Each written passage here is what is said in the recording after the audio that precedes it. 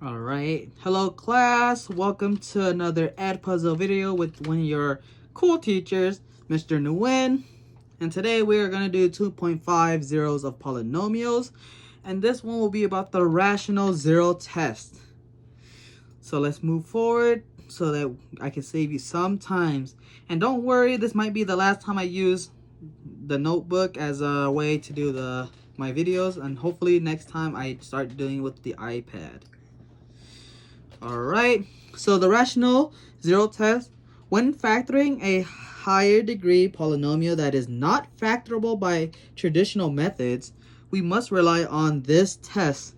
And what is this test exactly? Well, so here's a little example. Not really an example, but something that we're going to talk about. If the polynomial is f of x, you see how it's a n of xn dot all the way to a of 0. The a of n is the leading coefficient and the a of 0 is the constant. So what it's talking about is has an integer coefficient that every possible rational zero can be found by. And here is the formula we're going to go. You're not going to understand this yet, but we're going to go over what it means and an example, and hopefully by then that clears up any misconception that you may have. But don't worry, we'll go over what I mean. So possible rational zeros, or what I would say is, shorten up by, you'll see this sometimes, is PRZ. That just means possible rational zeros. And what you mean, like, oh, what is P or Q? Don't worry, we got you right here. So P is the factor of the constant term, which is A0. And then Q is the factor of the leading coefficient. Like I said, that coefficient there. And that's represented as A of n. But don't worry, even if this is still confusing or you don't get what I'm talking about, we will go over some examples.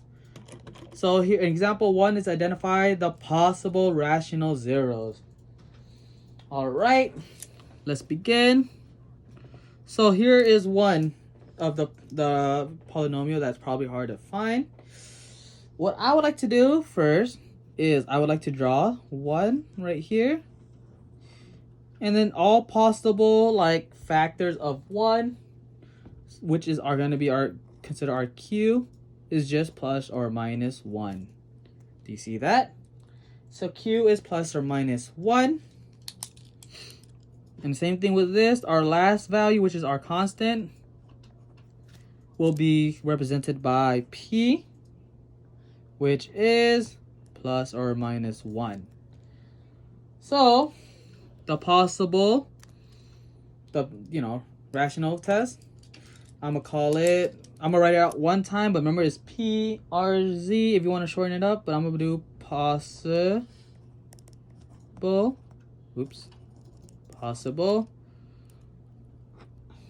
rational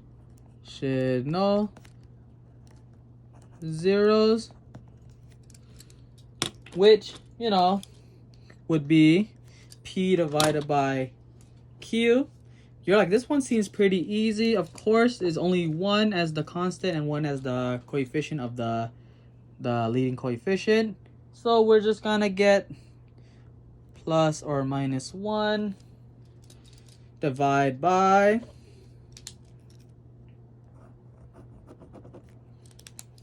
and then divide by plus or minus 1,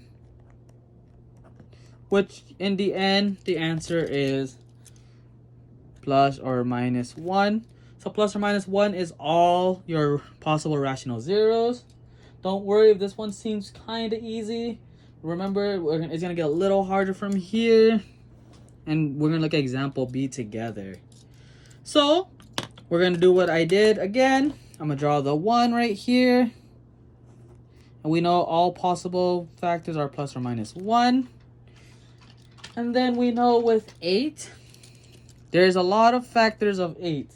And this is where it gets a little more complicated. So our P is plus or minus 1, plus or minus 2, plus or minus 4, and plus or minus 8. As you can see right here.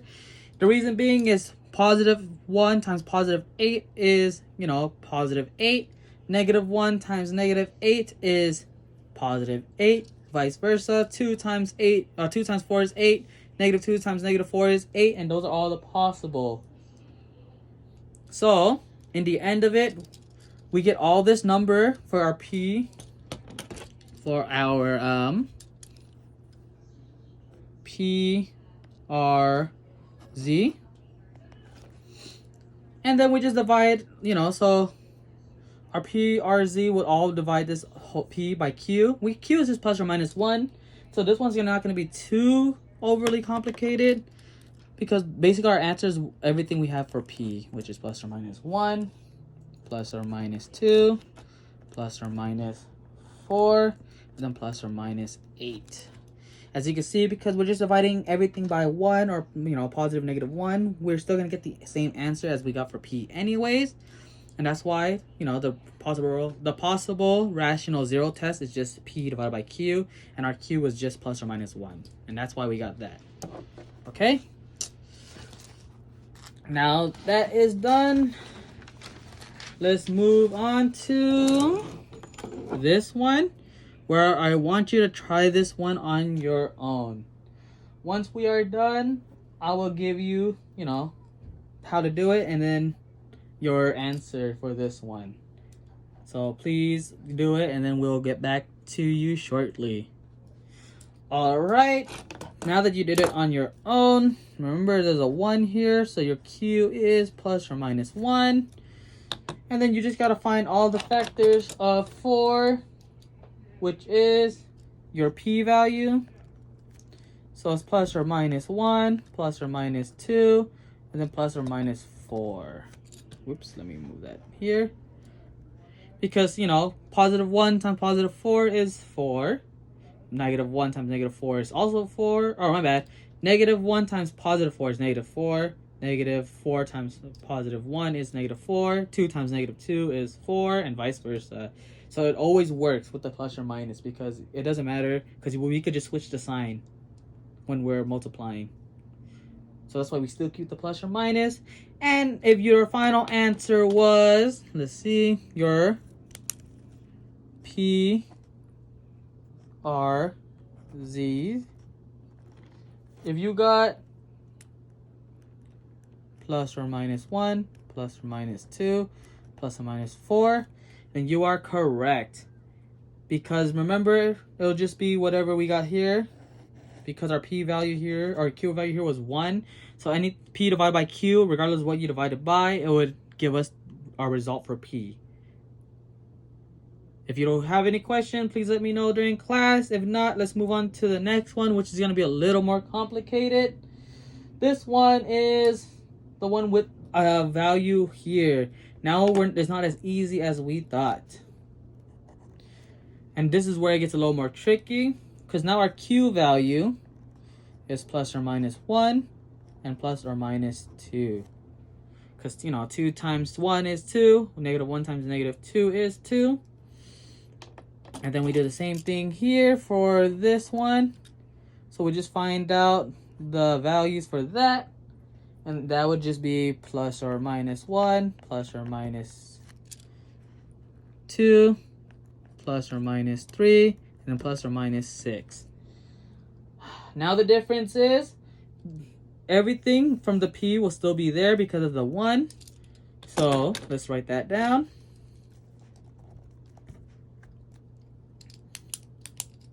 So our P, R, Z's is whatever we got for P.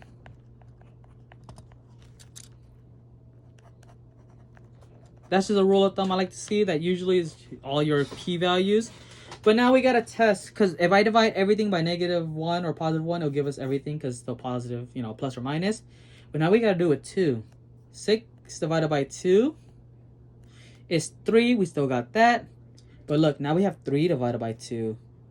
Yikes. That's also our PRZs now, because we still have to do that.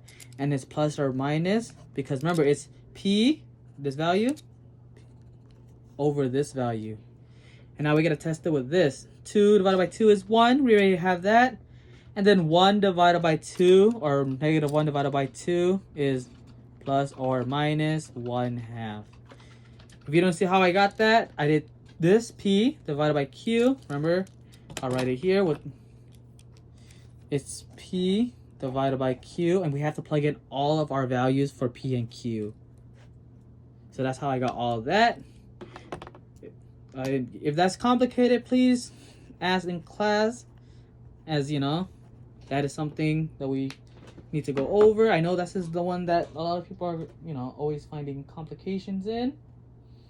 And, it's whatever. And for the last one, now we're going to go over finding the rationals with this number. So we're just going to go with the method again. My P is, or my Q is plus or minus 1. And then my P value is plus or minus 1, plus or minus 2, plus or minus 3, and then plus or minus 6. Now we got this. Now we ask the question, why do we need P and Q? This is very important because imagine you're trying to use synthetic division, but you don't know the value. The factor isn't given to you. That's when we use P and Q, because P and Q give us factors that would help us, or possible. That's why it's called possible rational zeros, because they're possible factors of this polynomial. So let's try this out. I'm gonna do 1, negative 1, 1, negative 3, and 6. And let's just try out 1. See if this works. So we know we put 1 here. 1 times 1 is 1. We get 0. 1 times 0 is 0. We get 1. 1 times 1 is 1. We get negative 2. Negative 2 times 1 is negative 2. And sorry, this was negative right here. And this will be negative 8. As you can see, we didn't get the remainder that we wanted. So, sad face. Poor one. It did not work. And sorry, honestly, I didn't even write the PRZ down. But the PRZ is basically all this. Your PRZ. Okay? Sorry about that. I should have wrote down all the PRZs.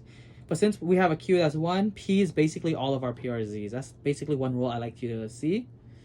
If we have a 1 plus or minus for the Q, then all your P value will be your PRZs. Okay, let's try another one.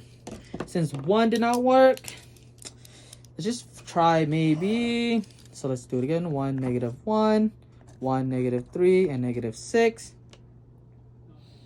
So let's try this out. And I'm trying to try negative 2, So let's do it. You're like, oh man, this is very complicated. Yes, I know. You have to try out all the numbers to see if it works. And if it doesn't work, oops, this is negative 14, negative 17, negative or positive 34, and then negative or positive 28. Sorry about that. Does not work also. Oh man. Now let's try, I guess, 2. Oh, please let this work. So we get, let's move this up. 1, 2 times is 2. We get negative 1. And then we get, oops, my bad. We get positive 1. And then we get 2. We get 3. We get 6. This will give us 3. We get negative or positive 6, 0. Oh, look, this actually works. So 2 was our factor, everyone. See, that's how we find some of our possible rationals, and it did work. So in the end, we'd get x minus 2. Do you see that? No. X minus 2, x cubed plus x squared plus 3x plus 3. We don't even have to use other possible zeros, even if you like synthetic more, that's great. But I see here we could do grouping. So right here will be our way of grouping and our grouping. Once we get that, I'd get x squared, x plus 1, plus 3, x plus 1. You know, I'm still going to include this, but right now I'm not going to write it. But remember, this does go down. So then we'd get, in the end, x minus 2, x plus 1, and then x squared plus 3. And yeah, and if you want to find the possible, you know, values, we could do that too. We just set them all to 0, and we get 2, negative 1, and then plus or minus I square root of 3. Oof, like that. All right, and for the final question for today is, what is one question you might have for this chapter from watching this video, and what is one thing you feel like you felt comfortable with the video? After we're done with that, goodbye everyone, and have a nice day.